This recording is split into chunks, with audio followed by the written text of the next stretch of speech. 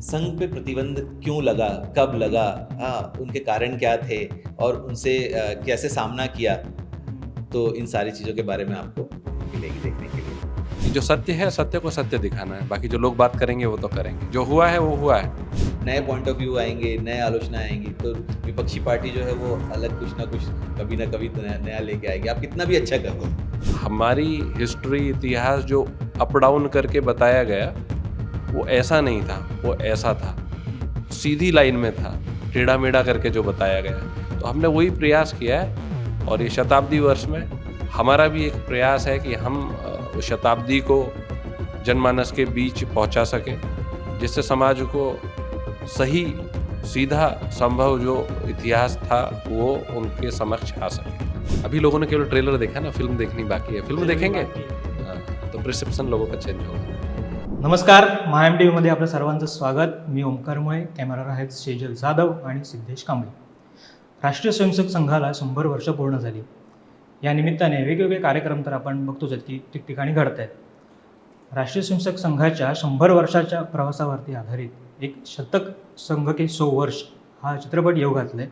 शतक चित्रपटाचा आपण ट्रेलर बघितला तर त्या ट्रेलरमध्ये काय म्हणता येईल आपल्याला की संघाचा एकंदरीत प्रवासामधले आणीबाणीचा काळ असेल किंवा 1947 रोजी जी फाळणी झाली, भारत पाकिस्तान फाळणी झाली, त्या फाळणीमध्ये संघाचं नेमकं योगदान काय होतं, असे वेगवेगळे मुद्दे आपल्याला त्यात बघायला मिळतील.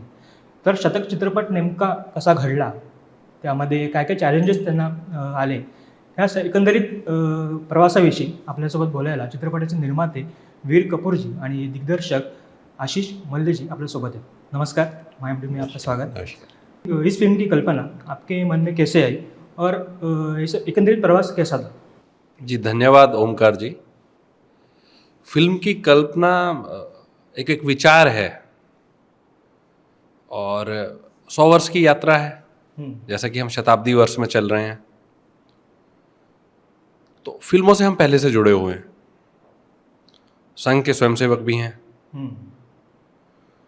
तो पुस्तकें पढ़ी, पुस्तकों को पढ़ के समझ में आया कि बहुत रोचक है और जो समाज में भ्रांतियां हैं, इन भ्रांतियों को कैसे मिटाया जाए, तो ये प्रयास करने का हमने प्रयत्न किया है और हमने ये व्यक्तिगत रूप से इस चित्रपट को तैयार किया है। हम संघ के स्वयंसेवक अवश्य हैं, पर संघ ये सब कार्य नहीं करता है। स्वयंसेवक कर सकते हैं, कार्यकर्ता कर सकते हैं। तो कहानी रोचक है, तो सोचा है कि इसको चित्रपट के माध्यम से आप सब लोगों के समक्ष, जनमानस के समक्ष हमको इसको लेके आना चाहिए। तो बस वहीं से कहानी शुरू हुई और आज हम यहाँ पहुँच गए हैं। चित्रपट तैयार है रिलीज के लिए।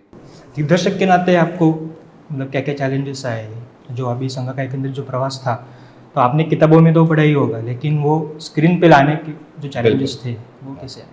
सो मैं आपको सबसे पहले बताऊं, जो सबसे बड़ा चैलेंज था ना, वो ये है कि जो आज हमारा जनरेशन है वो बुक को छोड़ चुका है, ऑलमोस्ट बुक पढ़ना बंद कर चुका है। तो ये जो संघ की बुक है, जब मैंने स्टार्ट किया, रिसर्च करना भी स्टार्ट किया, तो मेरे पास इन्होंने 50 बुकें भेज दी कि ये सारी बुकें आप पढ़ लो। जब हमने वो बुक पढ़ना स्टार्ट किया तो एक्चुअल में हमारी टीम जो थी वो बुक नहीं पढ़ पा रही थी। तो हमें समझ में आया कि ये जो लैंग्वेज जो था, जिस लैंग्वेज में लिटरेचर लिखा गया है, हिंदी, क्लिष्ट हिंदी हम बोल सकते हैं उसे, क्लिष्ट हिंदी में जो लिखा हुआ था वो आज की जनरेशन पढ़ भी नहीं पा रही है उन चीज़ों को। तो हमें समझ में आया कि अगर हमें संघ को और अंदर तक, लोगों तक पहुंचाना है, अंदर तक तो मतलब जिस तरीके से जा रहा है वो तो जाता ही है, लेकिन अगर इसे हमें एक मास मीडियम की तरह करना है तो इसे हमें थोड़ा सा इसके अंदर ग्लैमर ऐड करना पड़ेगा। वो मतलब उसमें हमारा कोई हाथ नहीं है। ऑलरेडी जो बुक थी वो इतनी अच्छी तरीके से लिखी हुई थी, बस उसको हमें ट्रांसलेट करना था विजुअली, बिकॉज अभी तक सबने ये चीज़ बुकों में पढ़ा है। मतलब अगर डॉक्टर जी के बारे में बात करें या गुरु जी के बारे में बात करें तो वो सिर्फ बुक में लैंग्वेजेस में लिखा हुआ है, लेकिन वो विजुअलाइजेशन कैसा होगा। तो फिर टीम ने साल भर मेहनत मेहनत करके उन जगहों पे जाके उन फोटोग्राफ्स को इकट्ठा करके या उस वक्त कैसा हो सकता होगा उसको ट्रांसलेट कैसे किया जा सकता है। मतलब अगर हम बात करें स्टार्टिंग से, अगर 1925 से तो संघ स्टार्ट हुआ, लेकिन हमने पिक्चर में हम उससे भी पहले से दिखा रहे हैं। तो तब से लेके अब तक का जो रिसर्च है ये सबसे ज़्यादा मुश्किल था, बिकॉज उस वक्त लोगों के फोटोग्राफ्स भी अवेलेबल नहीं थे। और मतलब जैसा अभी वीर जी ने भी बताया कि संघ का ये काम ही नहीं है, प्रचार काम ही नहीं है, तो उन्होंने कभी वो डॉक्यूमेंटेशन भी नहीं किया। मतलब गुरु जी डॉक्टर जी के फोटोग्राफ्स तो मिलना भी उस वक्त के मतलब ऑलमोस्ट इम्पॉसिबल जैसे ही थे। वही जो 4 या 5 फोटोग्राफ्स हैं या उस टाइम एरा के जो फोटोग्राफ्स हैं, तो उनको यूज़ करके हमने फिर चीज़ों को बैकवर्ड जाके फिर रिक्रिएट किया। तो वो सारी चीज़ें, तो ये सबसे बड़ा चैलेंज था कि लिटरेचर को आज के लैंग्वेज में कन्वर्ट करना और आज के ऑडियंस के लिए तैयार करना, कीपिंग बाकी सारी चीज़ों को इंटैक्ट रखते हुए कि वो अपनी जो ओरिजिनलिटी है वो ना छोड़े। तो ये सबसे बड़ा काम था।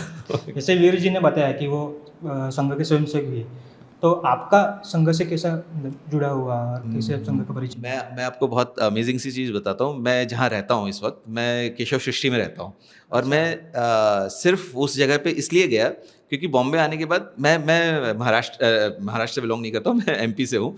और हमारे यहाँ संस्कृत, हिंदी सारी चीज़ें पढ़ाई गई है। यहाँ आने के बाद मुझे पता चला कि संस्कृत सब्जेक्ट नहीं है स्कूलों में। ओके, तो मैंने कहा मेरे बच्चे को संस्कृत पढ़ाना है, उसके लिए मैं कहाँ जाऊँ? तो मैं उसके लिए संघ का स्कूल ढूंढा और संघ का स्कूल मुझे जाके मिला उत्तन में, और मैं वहाँ शिफ्ट हो गया रहने के लिए। तो मतलब मेरा जुड़ाव इतना ज़्यादा क्लोज है। और फिर उसके बाद तो वीर तो दोस्त हैं ही, तो बाकी चीज़ें तो जी। अभी संघ शताब्दी वर्ष जो कालावधि शताब्दी वर्ष पूर्ति का जो कालावधि अभी चल रहा है, तो ऐसी मतलब ऐसे दिन अभी जो 100 वर्ष है, तो ऐसे दिन में अभी ये फिल्म आ रही है, तो एक ऐतिहासिक नोंद भी अभी वो हो जाएगी। तो एकंदरीत वो जिम्मेदारी आपने कैसे निभाई? ये आप बताएं। हाँ, संघ शताब्दी वर्ष चल रहा है। संघ की ये यात्रा 1925 से शुरू हुई। जैसा अभी हमारे निर्देशक साहब ने कहा कि हमने फिल्म को उससे पहले से दिखाया है, क्योंकि इसमें डॉक्टर साहब का जो जीवन है, पूजनीय डॉक्टर हेडगेवार जी का जो जीवन है, वो बहुत आवश्यक है कि कैसे उनको इस मार्ग पे आगे चलने की इच्छा उत्पन्न हुई, तो वो दिखाना बहुत आवश्यक था। अब आगे बढ़ते हुए आज के समय में 100 वर्ष पूर्ण होने के बाद जो संघर्ष रहा होगा, समाज का साथ रहा होगा, दोनों चीज़ें रही होंगी, तभी तक ये आज संगठन संघ हमारा यहाँ पहुँच पाया है। तो उसको हर जनमानस तक पहुँचाने का जो कार्य हमने चित्रपट के माध्यम से किया है, हमारी भावना केवल और केवल इस चित्रपट के माध्यम से इस कहानी को हर जनमानस के बीच पहुंचाने की है। जैसा अभी आपने जो पहला प्रश्न किया, उस प्रश्न में भाई साहब ने कहा आपसे कि पुस्तकें तो हैं, साहित्य है, लिखा हुआ भी है, पर आजकल के बच्चे पुस्तकें बहुत पढ़ते नहीं। अदरवाइज ज्ञान तो पुस्तकों के अंदर है। हमें ऐसा समझ आया कि ये चित्रपट का जो माध्यम है ये थोड़ा सा आसान है। आप 200 पेज की पुस्तक किसी को पढ़ने के लिए देंगे तो शायद 20 पढ़े, 25 पढ़े, पर मुझे लगता है कि 100% लोगों में से 5%, 10% लोग ही पुस्तक पढ़ पाएंगे। 90% बच्चे पुस्तक नहीं पढ़ते हैं। तो चित्रपट एक ऐसा माध्यम है कि इसमें आपको 2 घंटे देख के वो पूरा ज्ञान तो शायद नहीं मिल पाए, पर आपको वो एक लाइन मिल जाएगी कि ऐसा ऐसा हुआ। हमारी हिस्ट्री, इतिहास जो अप डाउन करके बताया गया, वो ऐसा नहीं था, वो ऐसा था, सीधी लाइन में था, टेढ़ा मेढ़ा करके जो बताया गया है। तो हमने वही प्रयास किया है, और ये शताब्दी वर्ष में हमारा भी एक प्रयास है कि हम वो शताब्दी को जनमानस के बीच पहुंचा सकें, जिससे समाज को सही सीधा संभव जो इतिहास था वो उनके समक्ष आ सके। अच्छा, जब हम लोगों ने ट्रेलर देखा, मतलब टीज़र पहले देखा तो एक समझ में आ रहा था कि चित्रपट कैसा होगा, लेकिन जब ट्रेलर देखा पूरा हमने, तो उसमें राष्ट्रप्रथम ये जो हम शब्द यूज करते हैं, तो राष्ट्रप्रथम की भावना उसमें दिखाई देती है। तो इसके पीछे का मुख्य उद्देश्य क्या था? संघ का जो कार्य है वो यही है कि राष्ट्र को सर्वोपरि मान के आप आगे बढ़ें। राष्ट्र के लिए, राष्ट्र के प्रति जो आपकी ड्यूटीज़ बनती हैं वो आपको, हर किसी को अपनी ड्यूटीज़ पूरी करनी चाहिए। भारत माँ को और भारत माँ के प्रति जो हमारी ड्यूटीज़ हैं वो हमें फुलफ़िल करनी ही चाहिए, अवश्य करनी चाहिए। इस मिट्टी से ही हम जुड़े हैं, ये मिट्टी हमारी माँ है, ऐसा सभी को मानना चाहिए। और जैसा परम पूजनीय जी ने अभी अपने भाषण में कहा भी, मोहन जी। हाँ, परम पूजनीय मोहन जी ने जैसा अपने भाषण में अभी कहा, और पहले भी उन्होंने विज्ञान भवन में हुए उनके सत्र के दौरान भी ऐसा कहा, शताब्दी सत्र जो था, लोगों के संज्ञान में होगा, कि भारत में रहने वाला हर व्यक्ति हिंदू है, और जब तक एक भी हिंदू यहाँ रहेगा ये भूमि हमारी हिंदू राष्ट्र रहेगी, ये राष्ट्र हमारा भारत हिंदू राष्ट्र रहेगा। तो यही है, यही सब मैसेजेस हैं। दिग्दर्शक के नाते जब भी राष्ट्रप्रथम ये जो भावना है तो सीन क्रिएट ऑन स्क्रीन लाने के तभी टाइम राष्ट्रप्रथम ये भावना हमें दिखानी है, तो उस फिल्म के हिसाब से आप कैसे डायरेक्ट किया? ये जो मतलब जिस जिस वक्त की हम कहानी बता रहे हैं वो पार्टीशन के टाइम की कहानी है, अंग्रेज़ों के जाने की कहानी है, अंग्रेज़ों के उस वक्त की प्रताड़नाओं की कहानी है। तो उस वक्त क्या था ना कि बहुत सारे पॉइंट ऑफ व्यूज़ होते हैं और वो सारे पॉइंट ऑफ व्यू ज़रूरी भी हैं होना। अब जब हम राष्ट्रप्रथम की बात करते हैं तो बहुत सारी चीज़ों में क्या होता है ना कि हम भूल जाते हैं कि जब हम हिंदू राष्ट्र बोलते हैं, हाँ, तो लोगों को रिलीजन और मतलब राष्ट्र में डिफरेंस समझ में नहीं आता है, और उस चक्कर में क्या होता है, ये बहुत सारी चीज़ें मतलब डाइल्यूट होती चली जाती है, और जब ये डाइल्यूट होना चालू होती है तो नीचे तक जब पहुंचती है ना बात, ओके, उसका मतलब कुछ और ही निकल जाता है। हाँ, तो जब डॉक्टर जी ने जब बात की, हिंदू राष्ट्र की बात की, तो वो हिंदू राष्ट्र जब उन्होंने बोला कि जो भी है इस मतलब भारत भूमि पे जो भी आया, ओके, वो सब हिंदू है। वो किसी रिलीजन की बात नहीं कर रहे थे, वो धर्म की बात नहीं कर रहे थे। उनका कहना था कि आप रहिए, आज भागवत जी भी यही कहते हैं, उन्होंने भी सेम बातों को ही कहा। तो वो मेरे लिए कोई नई बात नहीं थी और मैंने कोई नई बात नहीं कही। जो बुक में लिखा था, जो हमें और जिस चीज़ को एक्चुअली मैं रिलेट कर पाता हूँ बहुत ईजिली, कि मतलब बहुत छोटी सी बात है, मतलब बोलने में बहुत छोटा लगेगा, लेकिन अगर समझ में आए लोगों को तो कितनी बड़ी बात है कि ये भारत देश है, यहाँ पे आप पैदा हुए हो, तो ये तो 1000 साल पुराने कल्चर है, यहाँ पे हिंदू कल्चर है, कोई नई चीज़ तो नहीं आई है। तो हमें धर्म हमने चलो ठीक है, अब कोई कुछ लोग आए, हाँ, कुछ आक्रमणकारी आए, उन्होंने कुछ नई चीज़ें यहाँ पे डाली, कुछ सारी चीज़ें हो गई, लेकिन ये देश तो वही था। तो इसमें तो कोई डिस्कशन ही नहीं होना चाहिए। तो इन बातों को हम कितनी सरलता से बता पाएँ, वो कोशिश किया है फिल्म में बताने की, तो आपको ये सारी चीज़ें मिलेंगी उसके अंदर देखने के लिए। संघ के 100 वर्ष की यात्रा में जो कौन से ऐसे चरण है कि इस फिल्म में अभी प्रमुखता से आपने दिखाए हैं? अगर आप देखें तो डॉक्टर जी और गुरु जी के बारे में मुझे लगता है कि अभी तक जितनी भी मैंने देखी हैं, या तो उनमें मतलब ऑब्वियसली ये बोलना बहुत ज़्यादा अतिशयोक्ति हो जाएगी कि हमने सब बट कोशिश ये किया है कि हम हमारी तरफ से जितना ज़्यादा जस्टिफाई कर सके। तो डॉक्टर जी की और गुरु जी की कहानी आपको बहुत अच्छे से मिलेगी। आपको संघ पे प्रतिबंध क्यों लगा, कब लगा, हाँ, उनके कारण क्या थे, और उनसे कैसे सामना किया, तो इन सारी चीज़ों के बारे में आपको मिलेगी देखने के लिए। इसका कास्टिंग जो है तो वो भी एक अलग सा मतलब हाँ, अलग वो कुछ बिल्कुल उसमें लिखा रहता है। बिल्कुल। तो जो कास्टिंग है, तो कास्टिंग में डॉक्टर जी देखा और गुरु जी भी देखे, तो थोड़ा सा कुछ उसमें ट्रेलर में देखा तो AI टच भी है उसमें, और जो आपने कास्टिंग की है तो उसमें ऐसे चैलेंजेस कुछ है और कैसा वो सब हुआ? ये जो है ये बहुत इंटरेस्टिंग सी चीज़ है, और ये टेक्नोलॉजी वाइज ये one of the most advance you can say, okay. तो ये पूरा मोशन कैप्चर करके बनाया गया है पिक्चर। अच्छा। और इसके अंदर जो आप जो बात कर रहे हैं उसको मशीन लर्निंग बोले तो ज़्यादा बेटर होगा।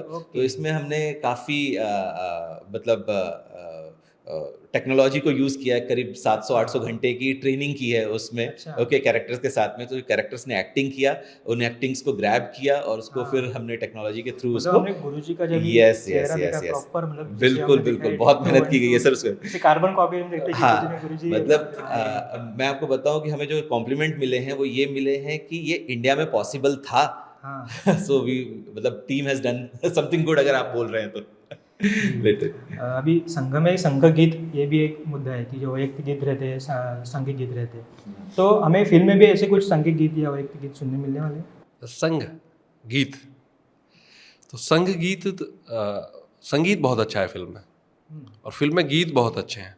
सुखविंदर जी ने गाए। हाँ, मैं वहीं वहीं आ रहा हूँ मैं। तो हमें यहाँ देखने को संघ से संघ की प्रेयर मिलेगी, उसकी कुछ पंक्तियाँ मिलेंगी, बाकी सब गीत हमने तैयार किए हैं। एक सुखविंदर जी ने गाया है हमारा गीत, एक सुरेश वाडकर साहब ने गाया है, एक शान और मधुश्री जी ने गाया है, एक पंडित विजय प्रकाश शर्मा जी ने गाया है। तो ये सब लोग सिंगर हैं हमारे चित्रपट में जिन्होंने गीत गाए हैं। जो हमारे लिरिक्स राइटर हैं जिन्होंने अपने शब्द दिए हैं वो श्री राकेश कुमार पाल जी, उन्हें कुमार बोलते हैं ऐसे। अच्छा। तो उन्होंने उसमें अपने शब्द दिए हैं गीतों को। तो संगीत बहुत अच्छा है। देखिए, अपना बच्चा सबसे अच्छा है, ऐसा तो लगता ही है। आप भी सुनेंगे और जो भी सुनेगा उसको अच्छा लगेगा, हृदय से जुड़ाव होगा। हमने भारत माँ की बात की है। हाँ। शूटिंग के दौरान ऐसी कौन सा अविस्मरणीय प्रसंग है कि जो अभी आपके ध्यान में कायम रहेगा? शूटिंग के बारे में आप अच्छे से बता पाएंगे। नहीं, मैं आपको बता रहा हूँ कि क्योंकि ये ना टेक्नोलॉजी वाइज बहुत एडवांस थी, मैं आपको जैसे बता रहा हूँ, तो जितने भी एक्टर थे ना उनको ऐसे 12 कैमरे के बीच में उनको शूट करना पड़ता था। तो ये उनके लिए भी नया था, हम लोगों के लिए भी नया था। तो अभी कुछ दिनों में हम लोग मेकिंग भी करेंगे, रिलीज़ करेंगे, तो आप देखेंगे तो आपको पता चलेगा कि कितना अलग रहा ये अनुभव, क्योंकि सामने कुछ होता नहीं था। ओके, जब हम शूट कर रहे होते तो सामने कुछ नहीं होता था, तो they have to visualise it कि ये बीटीएस कब रिलीज होने वाला है? आ जाएगी। अभी धीरे धीरे हम सब रिलीज करें, बिकॉज सब ट्रेलर देख के बहुत नहीं, सारे लोगों को बट हम उत्सुकता है हाँ कि कैसी बनी है फिल्म। बिल्कुल बिल्कुल बिल्कुल, वो हम बहुत जल्दी विल रिलीज इट। संघ के बारे में मौजूद आलोचनाओं और विवादित मुद्दों को फिल्म में किस प्रकार प्रस्तुत किया है? या भी बहुत सारी चीजें अभी आप देखती ही है। नहीं, आलोचना तो लोग करते हैं, अपवाद तो समाज में होता है। जी। हमने कुछ भी जो नहीं हुआ ऐसा नहीं दिखाया है, जो हुआ वो ही दिखाया है। अब सत्य को सत्य कहा जाएगा, अब कहें सफ़ेद है तो सफ़ेद को तो सफ़ेद कहना होगा। तो हमने उसी राह को पकड़ा है कि जो सत्य है सत्य को सत्य दिखाना है, बाकी जो लोग बात करेंगे वो तो करेंगे, जो हुआ है वो हुआ है। इससे जुड़ा अगला सवाल था कि संघ का स्वतंत्रता आंदोलन में कोई योगदान नहीं रहा ऐसा विरोधक बहुत हाँ, सारे दिन बहुत से अच्छा कहते आ क्वेश्चन। रहे हैं, 100 वर्ष हो गए और भी कहते ही आ रहे हैं। बहुत बहुत अच्छा तो आपने इस आपने आलोचना को प्रश्न आप किया है। कैसे देखते हैं? मतलब दोनों को। देखिए, पहले तो ये फिल्म देखेंगे तो पता लगेगा कि था या नहीं था संघ का। देखिए, संघ स्वयं जाके कोई कार्य, ये सब कार्य में अपना जो नियमित कार्य है संघ वो करता है। हाँ, ऐसा मुझे एक स्वयंसेवक के नाते पता है। पर व्यक्तिगत रूप में आप हर कार्य में सम्मिलित हो सकते हैं, ऐसा भी संघ आपको रोक रुकाव नहीं करता कि आपको सम्मिलित नहीं होना। तो आप संघ का कार्य जो है वो संघ का कार्य चलता रहता है, पर आप व्यक्तिगत रूप में अगर देश हित में कोई कार्य है उसमें जाके अपना योगदान दे सकते हैं। पर मैं थोड़ा सा प्रश्न से अलग चला गया हूँ, वापस प्रश्न पे आता हूँ आपके। तो अनुसूलन समिति के बारे में आपको जानकारी होगी। तो वहाँ जो क्रांतिकारी होते थे वो अनुसूलन समिति के मेंबर हुआ करते थे। तो हमारे पूजनीय डॉक्टर हेडगेवार जी उसके मेंबर थे। तो मेंबर तो ऐसे नहीं बन गए होंगे, क्यों बने होंगे उसको देखने को आपको चित्रपट में मिलेगा। देखिए अवश्य और जानिए कितना योगदान था।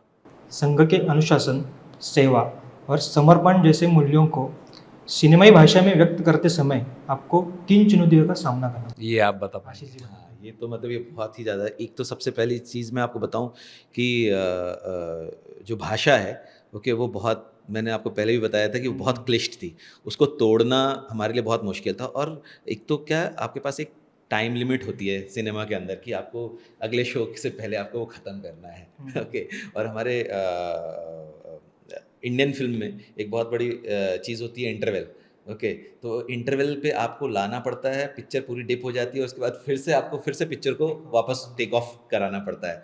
तो ये जो चीज़ थी, बिकॉज आप तो एक लीनियर कहानी सुना रहे हैं, है ना, तो अब उसमें ये है कि आपको एक ऐसे पॉइंट लाना, ओके, या फिर इंटरेस्टिंग बनाए रखना उसको, तो वो चीज़ करने के लिए अगर हम लीनियर स्टोरी टेलिंग पे जाते हैं तो बहुत मुश्किल होता है, बिकॉज फिर उसमें क्या होता है ना कि इंटरेस्ट लूज होता जाता है। तो इस पिक्चर के अंदर आप जब देखेंगे तो आपको पता चलेगा कि हमने सिर्फ संघ की कहानी नहीं सुनाई है, संघ के साथ में उस वक्त आसपास में क्या घट रहा था और उसके कारण क्या इम्पैक्ट हो रहा था। बिकॉज क्या हो रहा था कि अभी तक जब मैंने पुराने चीज़ों को भी देखा, फिल्मों को देखा या जो बनी हैं संघ के ऊपर, तो मुझे समझ में आया कि वो सारी फिल्मों में क्या किया गया है, बहुत फोकस्ड है सिर्फ जिस पॉइंट को छूना चाहते हैं वो, लेकिन उसके अराउंड क्या हो रहा था, वो किन चीज़ों का इम्पैक्ट के कारण वो हुआ, तो वो सारी चीज़ें बताना जो था, तो ये चीज़ आपको बहुत नई लगेगी। और मतलब आई एम एक्साइटेड ऑल्सो कि आप लोगों का क्या होगा उस पर review, that we want to सी।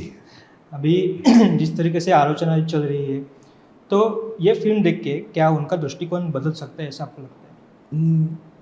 क्यों बदलने, मतलब मुझे नहीं लगता है वो आलोचना जो चल रही है वो आलोचना उन्होंने अपने आप बनाई है, उन्होंने खुद ने क्रिएट की है वो आलोचना है, वो आलोचना है नहीं। वो मतलब संघ ने ऐसा कुछ नहीं किया जिसके लिए उनकी आलोचना करने की ज़रूरत है। वो उनका पॉइंट ऑफ व्यू है और वो पॉइंट ऑफ व्यू चेंज होता रहेगा, नए पॉइंट ऑफ व्यू आएंगे, नए आलोचना आएंगी, तो विपक्षी पार्टी जो है वो अलग कुछ ना कुछ कभी ना कभी तो नया लेके आएगी, आप कितना भी अच्छा कर लो, है ना। चांद जब दिखाते हो तो एक आदमी देखता है रे वो चांद कितना अच्छा है, एक आदमी देखता है रे चांद में दाग है, हाँ। सो वो उसके लिए मतलब मैं कहाँ, मतलब मैं बहुत छोटा आदमी हूँ आप जवाब देना चाहेगा तो।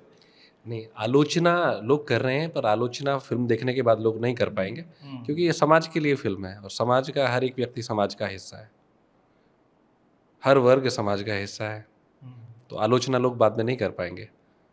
अभी लोगों ने केवल ट्रेलर देखा ना, फिल्म देखनी बाकी है, फिल्म देखेंगे हाँ, तो परसेप्शन लोगों का चेंज होगा। बढ़िया। अभी फिल्म देखने के लिए जो लोग आते हैं उनमें महिलाएं भी है, बच्चे लोग भी है, पुरुष वर्ग भी है और ज्येष्ठ वृद्ध लोग भी है। तो आपका ये अगर ऑडियंस है तो समाज ने ये फिल्म क्यों देखनी चाहिए, ऐसे आपको लगता है? मतलब प्रोड्यूसर के नाते भी और दिग्दर्शक के नाते भी आप क्या बताओगे? समाज को सच्चा इतिहास जानना चाहिए, उसके लिए अलग अलग प्रयास हैं, लोग करते हैं और लोग जानने की कोशिश करते हैं। चित्रपट के माध्यम से हमने जो दिखाया है वो एक बहुत सरल प्रयास होगा इतिहास को जानने का, ऑडियंस के नाते तो देखना चाहिए। बहुत बड़ा रीज़न है इतिहास को जानना। ऐसा होगा कि किसी के पिताजी के पिताजी के पिताजी कौन थे वो जानने को मिलेगा, तो पता लगेगा ना कि अरे यार हम तो गलत दिशा में जा रहे हैं हमारे तो पिताजी दादाजी ये थे। तो वही है, जानना चाहिए। आपको क्या लगता है? नहीं, वो जानने की बहुत ज़्यादा ज़रूरत है। और जब आप बोलते हैं कि हमें हमारे फोर फादर्स को जानने की ज़रूरत है, तो और उन्होंने वो उस वक्त क्यों निर्णय लिए, उसका कारण क्या था। क्योंकि मैं बार बार बोल रहा हूँ ना कि होता क्या है ना, हम एक ही पॉइंट ऑफ व्यू से देखना चाहते हैं। आप ना दूसरी साइड से आपने कोई भी, एक तो बिकॉज मैं ये संघ से जुड़े हुए हैं और मतलब बहुत अंदर से जानते हैं, लेकिन मैं जब बाहर से बैठ के देखता हूँ तो मुझे लगता है कि संघ को ये बातें बतानी चाहिए आके। उन्होंने तो बिल्कुल बोला हुआ है, डॉक्टर जी ने बोला था कि हमें प्रचार की कोई ज़रूरत नहीं है, अपना काम करते रहो, वही हमारा प्रचार है। लेकिन अब मुझे ऐसा लगता है कि नहीं, ठीक है, टाइम के साथ में थोड़ा कुछ ना कुछ तो एक बताना ज़रूरी है। हाँ। क्या है कि जैसे मेरा नाम है वीर, मेरे पिताजी का नाम है वीरेंद्र, उनके पिताजी का नाम था वेदराम, उनके पिताजी का नाम था आला। तो अगर मुझे जानकारी नहीं होगी मेरे इतिहास के बारे में तो धिक्कार है मेरे ऊपर। इसलिए हर किसी को अपना इतिहास जानना चाहिए, बराबर। पता होना चाहिए कि हम कहाँ से बिलोंग करते हैं, कहाँ से हैं, क्या हुआ होगा, जो हुआ होगा वो बताया गया या गलत बताया गया, तो यही सब है। शतक चित्रपटाचा दिग्दर्शक आणि निर्मात्यांनी आपल्यासोबत गप्पा मारल्या। एकंदरीत चित्रपटाचं वेगळेपण काय आहे हे या चित्रपटात आपल्याला नक्कीच बघायला मिळेल। तर 20 तारखेला आपल्या भेटीला येते, वेगवेगळ्या चित्रपटगृहांमध्ये तो आपल्याला बघायलाही मिळेल। 19 तारखेला याचा प्रीमियर आहे। व्हिडिओ कसा वाटला हे आम्हाला कमेंट करून नक्की कळवा। व्हिडिओ आवडल्यास आमच्या फेसबुक पेजला लाईक आणि यूट्यूब चॅनलला सबस्क्राईब करायला विसरू नका। तुर्तास धन्यवाद। धन्यवाद वीरजी आणि thank you Omkar ji, thank you so much, धन्यवाद, बहुत बहुत आभार। त्रेता में मंत्र शक्ति, द्वापर में युद्ध शक्ति और कलयुग में केवल एक शक्ति, संगठन शक्ति।